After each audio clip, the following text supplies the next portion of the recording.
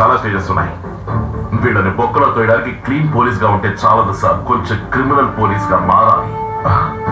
Rules పాటించకుండా తప్పు చేసే క్రిమినల్స్ ని ఆ చోట ఈ చోట తేడా లేకుండా కాల్చి పారేయాలి, లేదా గొంతులను చంపేయాలి. నలుగురిని కాల్చి నడిరోడ్డు మీద పారేస్తేనే 40 మంది భయపడతారు, 400 మంది మారుతారు, 4,000 కుటుంబాలు బాగుపడతాయి.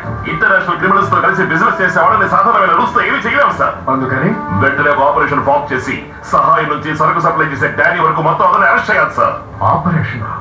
Operation D, an operation beyond regular rules and formalities.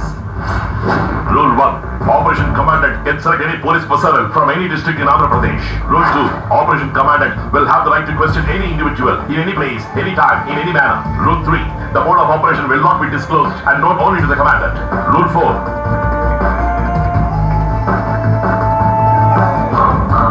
Rule 10, the Commandant is answerable only to the Chief Justice, Honorable Home Minister, Honorable Chief Minister of the state. సరే, ఇది నేను మాత్రమే తీసుకునే నిర్ణయం కాదు, సీఎం గారితో మాట్లాడొస్తాను.